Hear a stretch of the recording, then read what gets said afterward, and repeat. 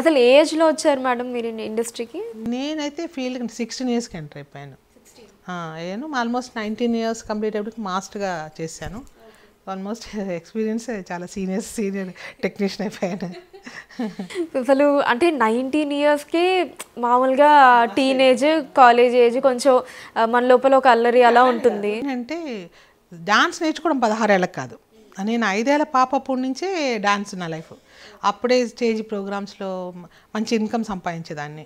ఆ తర్వాత ఒక స్టేజ్ వచ్చాక అక్కడ స్టేట్ లెవెల్‌లో ఫస్ట్ రావడం కాంపిటీషన్స్‌లో అట్లా గ్రేడ్స్ పెరుగుతూ 16కి ఫీల్డ్ ఎంటర్ అయ్యాను. అంటే మాస్టర్ అవ్వటం మీరు 19 ఇయర్స్‌కే అయిపోయారు కదా! జనరల్‌గా ఆ ఏజ్‌లో మనకి అంత కంట్రోల్ అంటే అంతమందిని కంట్రోల్ చేయడం అన్నది కొంచెం ఒక మెచ్చుకోదగ్గ విషయం అనే చెప్పాలి నిజంగా. ఆ భయం లేదు. మెయిన్ వచ్చి ఆ చిన్నప్పటి నుంచి దీంట్లోనే ఉన్నందువల్ల నాకు ఆ భయం కానీ ఆ పిక్చరైజేషన్ నేర్చుకోవడం ఇక్కడికి వచ్చాక ఏంటంటే కెమెరా వర్క్ దీని గురించి మనం టోటల్గా దాని మీద కొంచెం గ్రాఫ్ పెంచుకోవడం తప్ప మిగతా అంతా కామనే. ఏ సందర్భాన్ని బట్టి మనం క్రియేట్ చేసుకోవడమే. ఫస్ట్ మూవీ దేనికి మాస్టర్‌గా చేశారు మేడం మీరు? భారతీ రాజా ఇంట్రడ్యూస్ చేశాడు పసుం పొన్ తమిళ్ మూవీ. అది తెలుగులో పెదబాబు జగపతి అది నేనే చేశాను. ఇంకా తెలుగులో కూడా నేనే చేశాను. ఈ మన టాలీవుడ్లో మీకు బాగా అంటే మీరు ఎక్కువ కంఫర్టబుల్గా మీకు ఎక్కువ క్లోజ్గా ఉండే హీరోస్ ఎవరు? నాకు అందరూ క్లోజ్గా ఉంటారు. నాకు ఎవ్వరు అంటే నన్ను అందరూ అభిమానిస్తారు. ఇంట్లో మనిషిలా చూసుకుంటారు కాబట్టి నాకు వీళ్ళు క్లోజ్ వాళ్ళు దూరం అని ఏమడు. ప్రతి ఒక్కళ్ళు ఈవెన్ లేటెస్ట్ ఈ మధ్య చేసిన ఆర్ఎక్స్ అన్నాడు కుర్రాడు కూడా ఈవెన్ ఒక అభిమానంతో చూడగానే మాస్టర్ ఎలా ఉన్నారని ఒక అఫెక్షన్గా పలకరిస్తుంటారు. అంతే అదే నేను అంటే మ్యాక్సిమం నేను కూడా అంతే ఆ లిమిట్స్లో ఉంటాను. అలాగే వాళ్ళ మీద ఎంతవరకు ప్రేమగా ఉంటాను అంతవరకు వర్క్ చేసినా కానీ బయటకు వచ్చినా ఎప్పుడైనా ఒక చిన్న సందర్భం వచ్చినా ఆ రిలేషన్ మాత్రం మెయింటైన్ చేస్తూ ఉంటాను. చాలా సినిమాలు చేశాను. అప్పుడు ఏంటంటే అప్పుడు బాబుకు బాగా కంఫర్ట్ అయిన డాన్స్ మాస్టర్లు అనమాట మేము. అప్పుడు ఎదురు ఉంటే డీకేస్ స్వర్ణ వీళ్ళు ఎవరున్నా నాకు ఓకే అన్నట్టుగా ఉంటారు వాళ్ళు.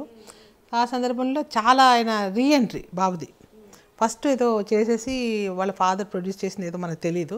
అప్పుడు నాకు అంత తెలియదు. అప్పుడు సెకండ్ దీంట్లో వచ్చారు బలరామచంద్రులు ఏదో సినిమాలు. సో అక్కడి నుంచి సెకండ్ ఎంట్రీ ఆ సినిమా దగ్గర నుంచి టోటల్గా చేసుకుని నేను సోలోగానే కబడ్డీ అని చాలా సినిమాలు చేశాను బాబుతో సింగిల్ కార్డ్స్. సో ఆయనతో అంటే మీ ఈ రిలేషన్ అన్నది ఎలా ఉంటుంది జగపతి బాబు గారితో?